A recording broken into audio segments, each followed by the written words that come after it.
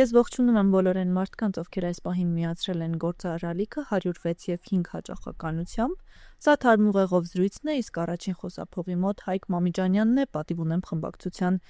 ղեկավարը, բարև ձեզ, պարոն Մամիջանյան, շնորհակալություն, որ դուք մեր տաղավարում եք։ Նույն հարցերը նախորդ տարվանից այսպես փաթեթով հասել են այս տարի, ոչինչ չի փոխվել, այն հարցը, որ կար նախորդ տարի, թե ինչու ընդդիմությունը պասիվություն ցուցաբերում, մասնավորապես ծեր մասով, այդ հարցը այսօր էլ շարունակում է ակտուալ լինել։ Ես այդքան էլ համաձայն չեմ ձևակերպման հետ, որովհետև ակտիվությունը լինում է շատ տարբեր։ Պասիվություն ընտրությունների Ես հասկացա դրա հետ կապված, հանրապետականը ինչպես բազմիցս հայտարարել ենք, դեռևս քննարկում չունի եւ որոշում չունի կապված ընտրական գործընթացների հետ, մենք մեր օրակարգով ենք մոտենում այս ամենին, իսկ մնացած բոլոր առումներով, սկսած փողոցային ակցիաներից խայտառակ բռնաճնշումների, նոր ալիքի, արդեն ճիշտ ասած, ալիքներ անվանել դա դժվար է, որովհետև համարյա ամեն օր նոր բռնաճնշման օրինակի ենք ականատես լինում, վերջացրած այլ թեմաներով փողոցային ակցիաների, միջազգային շփումների եւ առօրյական գործունեության հանրապետականը որևէ պասիվություն չի դրսևորում։ Գիտեք, բացարձակ հանկարծ չթիրախավորելով ընդդիմադիր գործընկերներիցս որևէ մեկին, յուրաքանչյուրը իր ընկալումները ու իր առաջնահերթությունները ունի։ Մեր համար առաջնահերթությունը նայումս շատ մարդկանց համար տեսանելի եւ հասկանալի դարձնել այն process-ները, որոնք տեղի ունենում Հայաստանում, սկսած հակաժողովրդավարական process-ներից ավարտած աշխարհաքաղաքական կամ անվտանգային process-ներին, որտեղ դա է լավագույն գրավականը։ Բոլորի համար Նիկոլ Փաշինյանի հեռացումն է։ Բնականաբար դա է, ես գործիքների մասին եմ խոսում, թե գործիքը որը կընտրվի, մեր կարծիքով նայումս շատ մարդկանց դրա վերաբերյալ տեղեկացնել, նայումս շատ մարդկանց աչքերը բացել է լավագույն գործիքն է Փաշինյանին հեռացնելու։ Ձեր հարցադրումը ես ճիշտ ասած չէի ուզում, բայց դուք ինքներդ այդ թեման բացեցիք, ցավոք սրտի որոշ գործիչների եւ որոշ թիմերի աշխատանքում ինչ-որ գերակտիվություն է նկատվում մանավանդ հանրապետականին թիրախավորելու համար, կարծես իրենց նպատակը ավելի շատ հանրապետականի դեմ աշխատելն է, քան թե Փաշինյանի, բայց մենք համբերատար ենք դրան վերաբերվում ժամանակ առ ժամանակ իրենց հիշեցնելով իրենց տեղը։ Դա մեր ռեսուրսների, մեր ժամանակի, մեր էներգիայի կորուստ է, բայց դե ինչ անես, որ մարդիկ խոսք չեն հասկանում, ժամանակ առ ժամանակ ստիպված ես նաև բամփել։ Ձեր հիմնական օրակարգը ո՞րն է այսօր։ Փաշինյանի հեռացումը այլ օրակարգ լինել չի կարող, որովհետև դրանից ածանցիալ են եւ դրանից բխող են մեր արժեվ ծառացած մյուս բոլոր խնդիրները, սկսած Բաքվում պահվող մեր գերիտղաներից եւ վերջացրած Հայաստանի Հանրապետության անվտանգային օրակարգով, անվտանգային երաշխիքներով, առկա տրանսպորտային ապաշրջափակման գործընթացներով եւ այսպես շարունակ։ Այդ բոլորը չեն կարող որևէ այլ կերպ լուծվել, քան Փաշինյանի հեռացումն է, որովհետեւ գիտեք, այս տարիների ընթացքում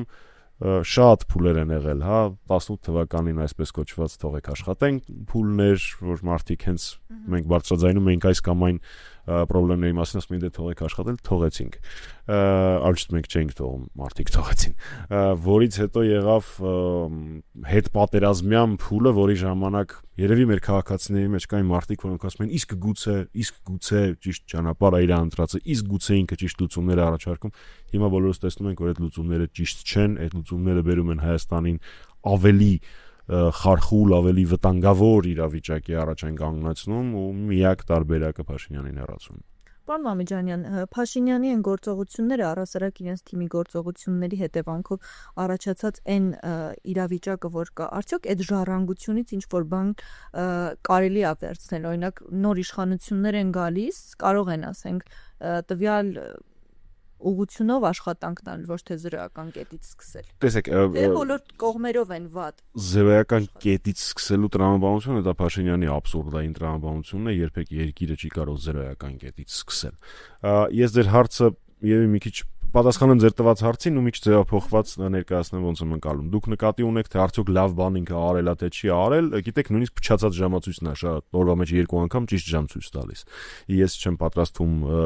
առաջնորդվել լավին լավ, վատին վատ սկզբունքով հիմա սկսել գովել Փաշինյանին, բայց երկրորդ էս հասկացա հարցը։ Ինչ որ կետեր, որոնք կարելի է շարունակական կան ինչ որ կետեր, որոնք դու չես կարող այլ կերպ վարվել։ Ամերիկայի Միացյալ Նահանգները այնպիսի երկիր չի, որի վկայությամբ կնքված, ստորագրված թեկուզ նախաստորագրված փաստաթուղթը դու կարող ես թեկուզ 1 տարի հետո քաղաքական իշխանությունների փոփոխության պարագայում չեղարկել։ Դա այդպես չի, բայց ինչպես ձեր հենց եթե չեմ սխալվում եթերում անմիջապես ստորագրումից հետո Արմեն Աշոտյանը մեր կուսակցության նշեց եւ շատ իմ գործընկերներ նշել են, այնտեղ կան աշխատանքի բազմաթիվ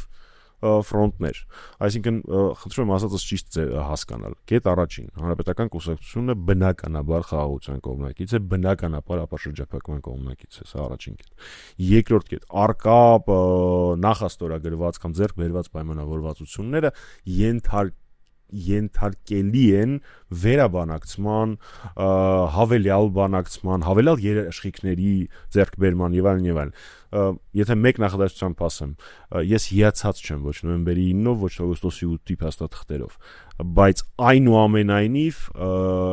քանի որ դրանք կայացած փաստ են, անհրաժեշտ է դրանցից լավագույնը, դրանցից ամենաարդյունավետը քաղել մեր երկրի համար։ Թե դա կլինի վերաբանակցման դրամաբանության, ճշգրտման, վերաստորագրման դրամաբանությամբ, դա ցույց կտա ժամանակը։ Բայց ձեր հարցին պատասխանեմ այսպես. այնպես չի, որ դա հրաշալի ժառանգություն է, մանավանդ արտաքին քաղաքականության եւ անվտանգային դրամաբանության մեջ դժոխային վատ ժառանգություն է։ Բայց այդ ժառանգությամբ էլ մենք ստիպված ենք լինելու հաջորդ իշխանությունները ստիպված են լինելու կարդինալ շտկումներ մտցնելու վերաբանակցությունների միջոցով ապահովել դրա արդյունավետությունը Հայաստանի համար։ Այս տեսքով դրանք մեր երկրի համար կործանարար են լինել։ Պարոն Մամիջանյան, որպես ընդդիմություն պայքարը հեշտ է արդյոք ոչ միայն այս պարագայում, եթե իշխանություն փոխվի, պատրաստ եք այդ կարգավիճակով առաջ գնալ։ Մի քիչ լավ չպատկերացրեցի որպես ընդդիմություն գալիք իշխանություններին։ Ես ճիշտ ասած լավ չեմ պատկերացնում թե այդ ինչ գործընթաց պիտի լինի, որ այդպիսի դրսևորում ձեռք բերվի, բայց տրամաբանությունը շատ պարզ է։ Ձեր առաջին հարցին թե հեշտ է թե դժվար է, ես 3 չէ օրը իմ երկու ընկերների դատական նիստին էի, Վազգենի եւ Նարեկի, որոնց կալանքը լիովին անիմաստ տեղը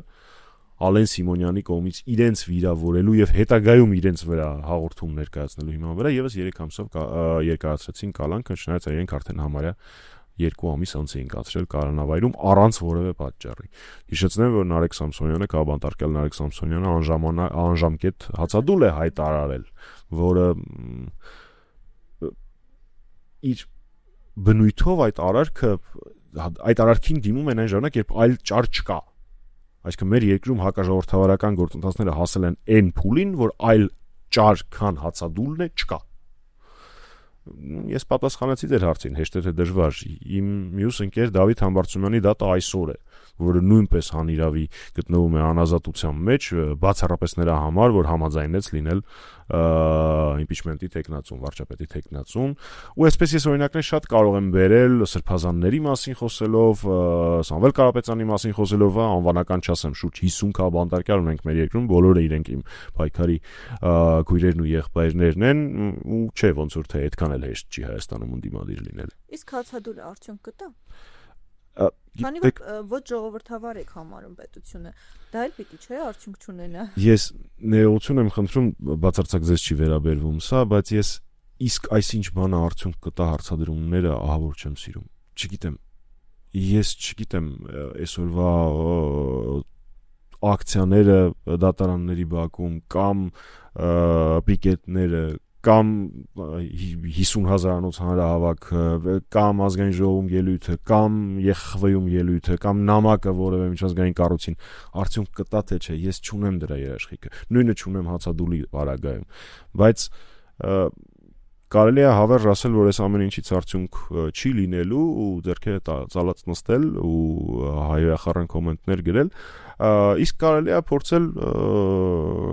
կաթիլը քարե ծակում տրամաբանությամբ շարժվել։ Հենց այդ տրամաբանությամբ մենք շարժվում։ Այնպես որ ձեր հարցին արդյունք կտա թե չէ, չգիտեմ։ Անհանգստանում եմ Նարեկի առողջության համար թե չէ, իհարկե անհանգստանում եմ, բայց հասկանում եմ, թե ինչքան ծայրահեղ է վիճակը ժողովրդավարության տեսանկյունից Հայաստանում, որ Նարեկը ստիպված է եղել դիմել հացադուլի։ Հաջորդ կարևոր հարցը, որ նախորդ տարվանից գալիս է այս տարի, էլի տրամաբանությամբ եկեղեցու հարցն է։ Իշխանությունը շարունակում է այն քաղաքականությունը, որը որդեգրել էր, եկեղեցին էլ կարծես թե շարունակում այն քաղաքականությունը, որը որդեգրել էր կաթողիկոսի կողմից լռությունը հիմնականում, մենք դա ենք տեսնում, ոնց եք դա մեկնաբանում, արդյոք ճիշտ է այս պահին այդ լռությունը, թե ոչ, որովհետև այդ մասով էլ ես բավականին շատ քննադատություններ եմ լսում ու տեսանք, որ ամեն դեպքում նոր հոգևորականներ միացան Փաշինյանի արշավին, սա ինչի մասին է խոսում, եկեղեցու դերը արդյոք այսպիսին հանրության մեջ ու արդյոք սա ընկալելի է առհասարակ, որ այսպես պիտի լիներ։ Եկեք ես փորձեմ մի քանի կետով պատասխանեմ։ Առաջինը ես երբեք չեմ հանդգնի մեկնաբանել կամ եզրակացություն տալ Վեհապար Հայրապետի որոշումներին եւ գործողություններին։ Ես չափազանց փոքր եմ դրա համար։ Ես իմ համեստ վերլուծությամբ կարող եմ ասել, որ Վեհապար Հայրապետը ընտրել է քրիստոնեաբար այսպես ասեմ մարտիրոսի դրամաբանությունը, այսինքն տոկունությամբ եւ խոնարհությամբ ընդունել այն բոլոր մարտահրավերները եւ կեղտոտ արշավները, որոնք իրականացվում են եկեղեցու եւ Վեհապար Հայրապետի դեմ, եւս մեկ անգամ ասեմ, ես չեմ կարող մեկնաբանել Վեհապար Հայրապետի այս կամ այն որոշումը։ Միակ ինչ կարող եմ անել որպես քրիստոնյա, դա խոնարհաբար ընդունել։ Ինչ վերաբերվում է Փաշինյանին միացած որոշ եկեղեցականների, քանի որ հայ առաքելական Սուրբ եկեղեցին իրենց դեռևս չի կարգալույծ արել կամ հեռացրել եկեղեցուց։ Ես ասեմ, թե ինչի համար եմ իրենց մասին այսպես կոռեկտ խոսում, որովհետև այլապես երևի կնմանվեմ այն մարդկանց, ովքեր անարգալից են խոսում եկեղեցու հանդեպ, այնպես որ հենց որ իրենք կարգալույծ արվեն, ես այն ամենը ինչ մտածում եմ իրենց մասին կասեմ, դա երկար դրան սпасել չի տա։ Այն ինչ արվում է հիմա խայտարակություն է։ Իսկ կարգալույծ արվածների մասին ինչ ասեք։ Կարգալույծ արվածների մասին իրենք իրավունք չունեն անգամ հանդես գալ եկեղեցուից։ Դա ինչ որ անհասկանալի մարդկանց խմբակ է։ Եթե չեմ սխալում, սոցիալական ցանցերում իրենց շրջիկ կրկես են սկսել անվանել մի 10 հոգով կարգալույծ եղածների հավաքով, մեկ գնում են որևէ եկեղեցի են գրեք բառից համար, բայց բացում հետո գնում են Պետրոս Ղազարյանի եթերում են ինչ որ հիմարություններ ասում, այդ նույնիսկ մեկնաբանության էլ արժան չի, մարդկանց նույնիսկ լսել էլ պետք չի։ Ինչ վերաբերում սա մեծագույն խնդիր է, բայց այս խնդիրը ունի նաև իր հակառակ կողմը։ Եթե ուշադրություն դարձնեիք, թե ինչպիսի համախմբվածություն է հավատացյալների շրջանում, քրիստոնյաների շրջանում առաջացել, մեր բոլորի շրջանում առաջացել առ եկեղեցին, ինչքան ավելի մարդաշատ են դարձել պատարակները, ինչքան են մարդիկ ավելի դողում մեր առաքելական Սուրբ եկեղեցու վրա, ես շատ անգամներ եմ սա ասել, եւս մեկ անգամ կասեմ, այս ամենից առաքելական Սուրբ եկեղեցին ավելի ուժեղ է դուրս գալու։ Վեհապար Հայրապետին փոխարինելու կամ հեռացնելու գործիք Փաշինյանը չունի։ Ես վստահ եմ Վեհապար Հայրապետի տոկունության վրա, ես վստահ եմ սրբազանների տոկունության եւ խիզախության վրա, ինչ ուզում է ինքը անի։ Եկեղեցին դրան կդիմանա եւ ավելի ուժեղ դուրս կգա այս ամենից։ Եկեղեցու գիտեք, երևի ես չեմ ուզում ասել, այս ամենը պետք է բացարձակ իհարկե ոչ, բայց գուցե այս ամենի արդյունքում շատ շատերս կգիտակցենք, թե ինչ հարստություն, ինչ սուրբ հարստություն ունենք բոլորս անձինս առաքելական Սուրբ եկեղեցու եւ մի քիչ ավելի հոգատար, մի քիչ ավելի զգույշ, մի քիչ ավելի փայփայանքով կվերաբերվենք մեր այդ գանձին, որովհետեւ դժվար է գնահատել, թե ինչ արժեք ունի դա հայ ազգի, Հայաստանի պետականության համար։ Բայց Փաշինյանն էլ է դա ասում, պարոն Մամիջանյան, ասում է մենք սիրում ենք մեր եկեղեցին, շատ ենք սիրում, հենց դրա համար ուզում ենք բարեկարգել ու վերանորոգել։ եւ մեր կռիվը ոչ թե եկեղեցու դեմ է, այլ հոգեվոր առաջնորդի դեմ է։ Եվ դա անդիմությունը տեսնում է որպես հենց եկեղեցուն հարված, բայց անդիմությունը եւ մյուս թևը, որը եկեղեցուն սատար է կանգնում, ասում է, որ մենք եկեղեցու կողքին ենք, մենք անարդար ենք համարում այս ամենը ու կրկին հղում է արվում կաթողիկոսին։ Արդյոք անդադար սլաքները ուղղել կաթողիկոսի կողմ, դա չի դառնում, որ մենք եկեղեցուն չենք պաշտպանում։ Ես չգիտեմ ճիշտ ասած ինչ է նշանակում սլաքները ուղղել կաթողիկոսի կողմ, որովհետև հայ առաքելական Սուրբ եկեղեցու ղեկավարը վեհապար հայրապետն է։ Զատել այդ երկու հասկացությունը իրարից վեհապար հայրապետի ինստիտուտը եւ եկեղեցու ինստիտուտը անհնար է, դա փաշինյանական օրակարգ է։ Հնարավոր չի թիրախավորել վեհապար հայրապետին եւ չթիրախավորել հայոց առաքելական Սուրբ եկեղեցի։ Այդպիսի բան գոյություն չունի։ Սա մեկ։ Երկրորդ, կներեք զուգահեռի համար, բայց ժամանակին Փաշինյանը Հայաստանի Հանրապետության զինված ուժերներ բարեկարգում։ Այն զինված ուժերը, որ 2016 թվականին հաղթանակ տարան քարոզիա պատերազմում, կասեցրեցին թշնամու հարձակումը, թույլ չտվեցին Ադրբեջանին իրագործել իր պլանները։ 16 թվականից մենք ամենայնպես ես ոչ մի դավաճանության, դիրքը լքելու,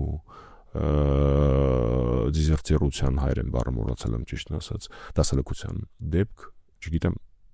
ու հաշվի առնելով թե այն ժամանակ ինչ սրիկայական արշավեր ընթանում էր բանակի դեմ, եթե հանկարծ 1% անգամ հնարավորություն լիներ այդպիսի նորություններ անելու, իրենք դա մասին կխոսեին։ Նույն ձև ինչպես փորձում էին քարոզիա պատերազմի զոհերի թիվը ավելի ներկայացնել եւ այլն։ Այդ նույն բանակը 20 թվականին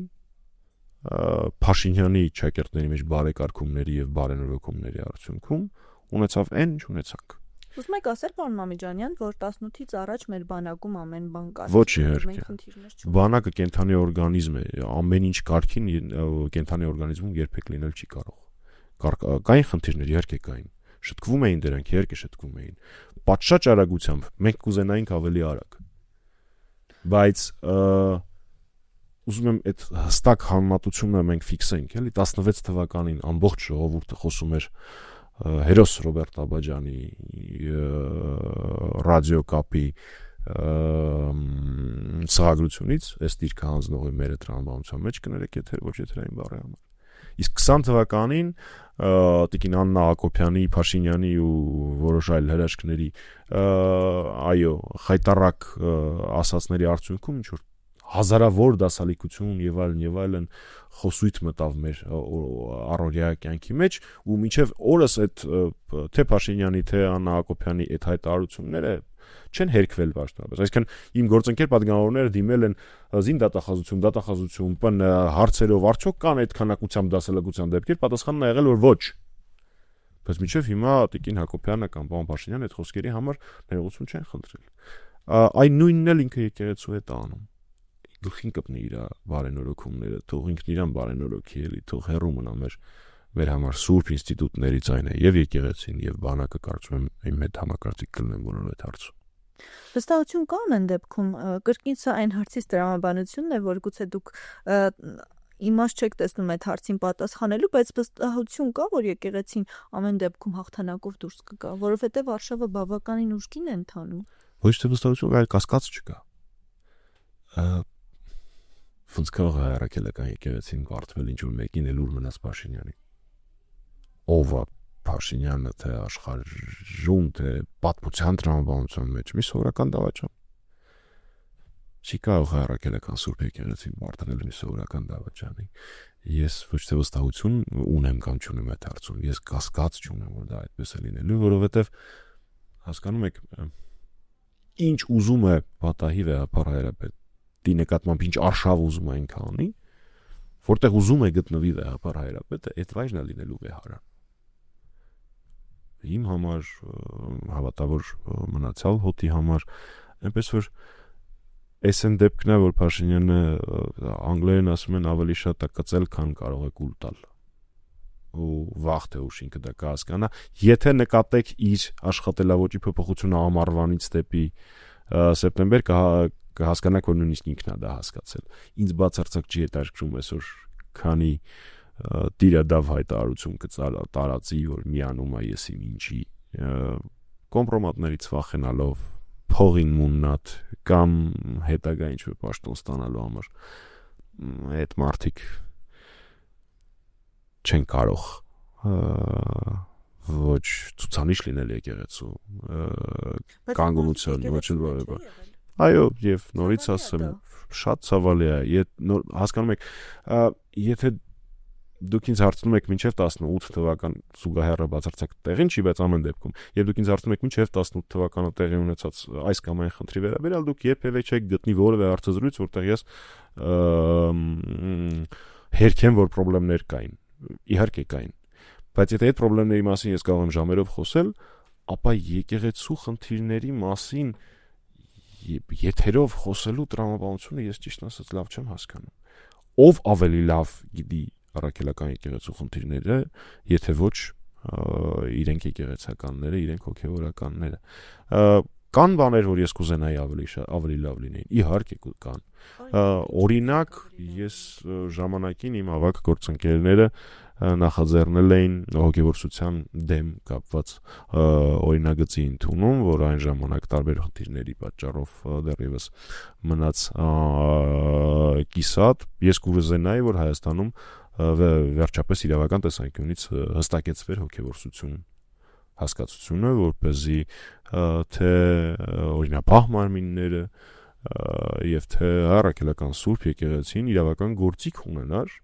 պայքարելու այս կամ այն աղանդավորական շարժումների կողմից իրականացվող հստակ հոգևորությանը։ Խնդրում եմ ասածս ճիշտ ընկալել, ես բացարձակ կրոնի ազատությունը կասկածի տակ չեմ դնում, բայց կրոնի ազատությունը մի բան է, հոգևորությունը մի բան է, ընդորում մեր օրենքը ֆիքսում է դա։ Օրինակ դա ոչ այնքան եկեղեցու անելիքներից էլ, ինչքան աշխարհիկ քաղաքական գործիչների անելիքներից է, եւ վաղ թե ուշ մենք դրանով զբաղվելու ենք։ Եկեղեցու պարագայում նորից ես շատ փոքր դերակատարում ունեմ, որպեսզի եկեղեցուն խորհուրդներ տամ, ես մաքսիմում կարող եմ որպես հայ առաքելական եկեղեցու հետևորդ, որպես քրիստոնյա ցանկություններս հայտնել։ Ես շատ կուզենայի, որ հայ-առաքելական Սուրբ եկեղեցին բառիս դրական իմաստով ավելի ագրեսիվ քարոզչական գործունեություն ծավալեր։ Նորից խնդրում եմ խոնարհաբար ընդունել ասածս, ես ընդհանրապես իմ ցանկությունն եմ ասում, այլ ոչ թե խորհուրդ եմ տալիս, բայց ես կուզենայի, որ շատ ավելի ագրեսիվ է երևի այդքան էլ լավ բառ չընտրեցի, ավելի ակտիվ լիներ քարոզչական գործունեությունը, պայքարը մեր ազգը եւ մեր պետականությունը պարակտող այս կամ այն կառույցների դեմ։ Բայց նորից սրանք ընդհանրապես ցանկություններ են եւ ես իմ ասածները կարող եմ շատ հստակ եւ պիտի հայլացնեմ ինքս ինձ, որովհետեւ մի հետևորդ էլ ես եմ եւ գուցե ես էլ ինչ-որ բաներ ավրանեի։ Ավելի ակտիվ լինել հետագայում։ Ես դրանից սկսեցի, որ այս ամենից առաքելական Սուրբ եկեղեցին ավելի ուժեղ է դուրս գալու։ Դուք դա անվանեցիք սա շանս է, օքեյ, միտքը մնում է նույնը։ Պարոն Մամիջանյան, ու այն հարցը, որ փողոցային պայքարը կարծես թե տարիների ընթացքում իր արդյունքը չի տալիս այնպիսին, ինչպիսին որ պիտի լինի, վերջում մնում է կրկին ապավինել ընտրություններին։ Իսկ ընտրությունների մասով դուք էլի դեռ որոշում չունեք, ինչին եք սպասում։ Մենք ոչ թե որոշում չունենք, այլ դեռևս քննարկում էլ չենք ունեցել այդ հարցով, դրանք տարբեր հասկացություններ են, որովհետև այս պահին նաև ընթացող գործընթաց կա, որը մենք հայտարարել ենք ցավոք սրտի ընդդիմադիր դաշտը այդքան էլ միահամուռ դրսևորումներ չունի impeachment-ի հարցում, ցավոք սրտի, որոշ պարագայում դեմ են դրան արտահայտում, որոշ պարագայում ասում են այո, բայց ոչինչ չեն անում այդ ուղղությամբ։ Ես ամեն ինչ հասկանում եմ, չեմ ուզում սա վերածել ցեղ շպրտելու տրամաբանության վրա, չնայած որ մեր որոշ գործընկերներ ինձ դրանով էլ ամբողջ օրը զբաղված են, բայց ես ասացի, որ մենք մեծ համբերություն պաշար ունենք։ Ինչի մենք որոշում չունենք, որովհետև մենք բազմաթիվ ռիսկեր ենք տեսնում էլեկտորալ գործընթացի ընտրության մեջ։ Ես չեմ կարծում, որ Հայաստանում կա գոնե մեկ ընդդիմադիր, ով տեղի ունեցող գործընթացների արդյունքում սկսած Սամվել Կարապետյանից վերջացրած Դավիթ Համբարձումյանով եւ Նարեկ Սամսոնյանով եւ Ազգեն Սաղաթելյանով մեր բոլոր քաղաքապետարների նկատմամբ գործընթացները տեսնելով երազում է որ ընտրությունները Փաշինյանը լավ է կազմակերպելու կամ արդար է կազմակերպելու ինքը ամեն ինչ անելու է ինքը արդեն ստացել է Եվրոպայից կարտ բլանշ բոլոր հնարավոր ճնշումների համար այդ կարտ բլանշը կոչվում էր foreign interference, այսինքն հիշում եք, երբ որ Արարատ Միրզոյանը խնդրեց 15 միլիոն Հայաստանում օտարերկրյա ազդեցությունը բացառելու համար, ու այստեղ երկու հարթությամբ է դիտարկել այդ խնդիրը, առաջինը որ դա խայտարակությունը հենց դա իրենով օտարերկրյա ներգործությունն է ընտրական գործընթացներին, ընդ որում նաև ֆինանսական բանով, բաղադրիչով բայց դրանից զատ կա նաև երկրորդ հարթություն ակնհայտ է որ մինչ ընտրությունները եւ ընտրությունների ժամանակ բոլոր հակաժողովրդավարական ճնշումները, բռնաճնշումները քաղաքական այլախոհների նկատմամբ իրավական համակարգի իր օգտագործմամբ արհեստական կեղծ գործերի ստեղծումը քաղաքապետարները եւ այլն բոլորը արվելու է արտաքին միջամտությունը բացառելու կեղծ վերնագրի ներքո ուստի երբ դուք ինձ հարցնում եք փողոցային պայքար թե ընտրություններ կամ impeachment թե ընտրություններ նախ այդ երկու գործընթացը իրար չեն բացառում իրենք զուգահեռ կարող են ընթանալ երկրորդ ես չեմ համարում որ 26 թվականի ընտրությունները սովորական ընտրություն պիտի լինեն երբ որ հայտարարվի Քարոզարշավը յուրաքանչյուր քաղաքական ուժի ներկայացուցիչ հագնի իր կոստյումը նստի իր մինիվենը վրան փակցրած իրանց նկարները ու գնա մարզային այցերի քարոզելու սա ճակատագրական կարևորության ընտրություններ են Փաշինյանը անցել է բոլոր կարմիր գծերը հետեւաբար անելու է ամեն ինչ մարդ բռնելուց կուսակցություններ արգելել փակելուց ընտրություններին չթույլատրելուց մինչև ընտրությունների արդյունքների կեղծում հիշեցնեմ որ ինքը հիմար օրենք է ընդունել ըստ որի նույնիսկ ընտրությունների օրը նույնիսկ ընտրատեղամասերի փակվելուց հետո ժամը 8-ից հետո կարելի է չեղարկել ընտրությունները հայտարարելով արտակարգ դրություն կամ ռազմական իրավիճակ ինչ բարդ է հա դա Փաշինյանի համար անել ուստի ես չեմ պատկերացնում եթե որ կա Հայաստանում գոնե մի ինդիմադիր ուժ որը պատրաստվում է ընտրությունների չգիտակցելով որ փողոցային պայքարի գործիքը այդ ընտրություններում հավանական հաղթանակը պաշտպանելու միակ միջոցն է ուստի մեր բոլոր գործընկերները պատրաստվում են ընտրությունների լավ են անում ես հաջողություն եմ մաղթում ընդդիմադիրներին որոնք արդեն իսկ հայտարարել են որ մասնակցելու իրական ընդդիմադիրներին որոնք արդեն իսկ հայտարարել են որ մասնակցելու են ընտրություններին Այսպես թե այնպես փողոցային պայքարի կարիք է լինելու հանրապետականը 1 վայրկյան անգամ չի դադարել պատրաստվել այդ փողոցային պայքարի ես չեմ բացառի նույնիսկ որ մինչ ընտրությունները այս կամ այն դրսևորումներով փողոցային պայքար տեղի ունենալու մեկ էլ գիտեք ոչ մեկին չթվա որ սա արդարացում է բայց փողոցային պայքարը սովորաբար թե լրագրողները թե քաղաքական գործիչները ասելով նկատի են ունենում մեծ 50-60 հասարանոց հանրահավաքները, բայց մեր կուսակցության երիտասարդները, ուսանողական կառույցի ներկայացուցիչները գրեթե ամեն շաբաթ փողոցային ակցիաներ են իրականացնում։ 10, 20, 100 հոգանոց։ Իմաստը հենց մեծականակ հավաքների միջոցով ճնշում գործադրելն է, չէ՞, մեծ մասամբ։ Ես չէի ասի, որ դա միակ գործիքն է impeachment-ի համար։ Impeachment-ի հաջողության հասնելու համար կիրառելի է նաև փոքր ակցիաների եւ փոքր ռեսուրսով շատ արդյունք ստանալու տրամաբանությունը այն է փոքր քանակով մարդկանցով, փոքր քանակով ցուցարարներով ազդեցություն ունենալ հնչեցնել մեր ժողովրդի մոտեցումները կպայական այս կամ այն երեսփոխանների համար ուստի չի ասի որ դա միայն լայնամասշտաբ ակցիաների մասին է գիտեք որևէ մեկին չթվա որ ես դեմ եմ լայնամասշտաբ ակցիաներին կարծում եմ բոլորը գիտեն թե ես ինչպես եմ վերաբերում փողոցային ակցիաներին ես համարում եմ որ դրանք բոլորը գործիքներ են որոնք պետք է կիրառել Միևնույն ժամանակ բոլոր այն մարդկանց համար որ ովքեր ասում են որ փողոցային պայքար այս պահին չկա ես շատ խնդրում եմ այդպես չասել այն պարզ պատճառով որովհետև 3 չէ առաջի օրը իմ ընկերները իմ կուսակցության երիտասարդները ծրտին ենթարկվելով սադրանքների Փաշինյանի կողմից ուղարկված մարդկանց զրկանքների այս կամ այն կերպով ճնշումների շարունակում են փողոցային ակցիաներ 10, 100, 1, 500 հոգանոց, բայց փողոցային ակցիաներ։ Ես շատ խնդրում եմ բոլոր նրանք, ովքեր ասում են դե փողոցային պայքար չկա, իրանք կամ իրանք սեփականները անեն, կամ գան միանան մեր երիտասարդներին, որովհետև գոնե այն թեման, որով վերջին ակցիաները իրականացրել են մեր երիտասարդական կազմակերպության եւ ուսանողական կազմակերպության ներկայացուցիչները, կարծում եմ ընդհանրական է բոլորիս համար։ Դա Բաքվում պահվող հայ գերիների թեման է եւ Հայաստանում քաղբանտարկյալների թեման է։ Հանրապետականի համար մեր ու ձեր քաղբանտարկյալներ չկան։ Մենք հավասարապես պայքարում ենք ցանկացած քաղբանտարկյալի իրավունքների համար, բացարձակ կապ չունենք, որ քաղաքական ուժն է ներկայացնում կամ ներկայացնելու կամ ազատության մեջ ինչպես է արտահայտվել հանրապետականի վերաբերյալ օրինակները շատ են չթվարկեմ։ Քպից որ քաղբանտարկյալ լինի, Քպից քաղբանտարկյալ ըստ սահմանման լինել չի կարող։ Քաղբանտարկյալը ենթադրում է, որ իշխող կուսակցությունը, իշխող քաղաքական ուժը ճնշումներ է գործադրում անձի նկատմամբ։ Չեն լինի նման դեպքեր։ Իրենց բոլորին ես խորհուրդ եմ տալիս գտնել իմ հեռախոսահամարը, դա այդքան էլ բարդ չի իմ հեռախոսահամարը գտնելը եւ մի գրիչ ձեռքները առած գալ իմ մոտ, եթե գրիչ չունեն, ես այդ գրիչը կտամ եւ եթե սկսեն ԿՊԱ-ականներին ճնշել, այդ ճնշումներից խուսափելու, պատգամավորների բարակայում այդ ճնշումներից խուսափելու միակ տարբերակը իմպիչմենտին միանալն։ Ձեզ տեսնենք, շնորհակալ եմ։ Ես եմ շնորհակալ։ Թարմ ուղեղով իմ զրուցակիցը Հայկ Մամիջանյանն էր, իսկ ձեզ համար Մոնիկա Մամյանը աշխատեց, կհանդիպենք, լավ եղեք։